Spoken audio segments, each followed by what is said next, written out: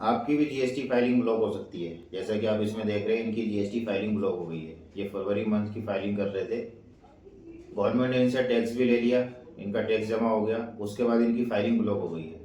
अब ये इसको फाइल भी नहीं कर सकते और बैक जाके अगर कोई गलती है तो उसमें चेंजेस भी नहीं कर सकते, क्योंकि ये प्रॉपरली ब्लॉक हो गया है।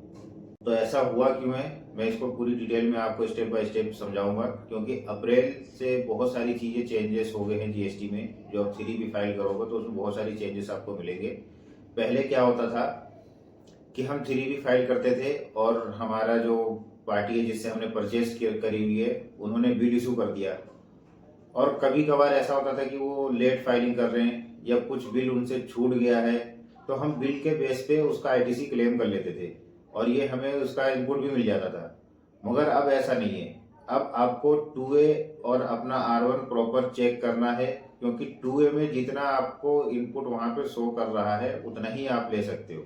उससे ज़्यादा अगर आपने क्लेम करने की कोशिश करा तो ये ऐसे ही ब्लॉक हो जाएगा, आपका टैक्स जमा हो जाएगा।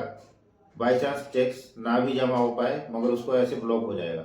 और दूसरी चीज कि अगर सब कुछ आपका ठीक है, आईटीसी आपने 2A में चेक कर लिया है और अपनी बुक में भी चेक कर लिया है, दोनों मैच हो रहा है, बिल्कुल सेम है, कोई उसमें डिफरेंस नहीं है, उसके बाद भी एक चीज चेंज है जो आपको ये करना बहुत जरूरी है।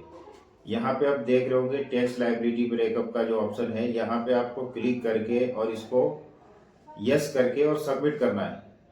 उसके बाद ही आप 3B को फाइल कर पाएंगे। तो ये बहुत बड़ी चेंज आई है इस बार 3B में। अब इससे गवर्नमेंट आप पे बहुत ज़्यादा नज़र रख रही है। जो आईटीसी मिसमैच आता था, आईटीसी हमें आगे से कम मिल रहा है और हम ज़्यादा क्लेम कर लेते थे। कई बार ऐसा बहुत लोगों ने करा हुआ है कि कई बार गलती से हो जाता है, कई लोग जानबूझ के करते हैं। तो उससे बचने के लिए गवर्नमेंट ने ये टैक्स चोरी बचाने के लिए ऐसा करा हुआ है। तो इनके साथ भी यही हुआ है। इनका जब मैंने चेक करा तो पता लगा कि 1528 रुपये का इन्होंने आईटीसी एक्स्ट्रा क्लेम कर रखा है।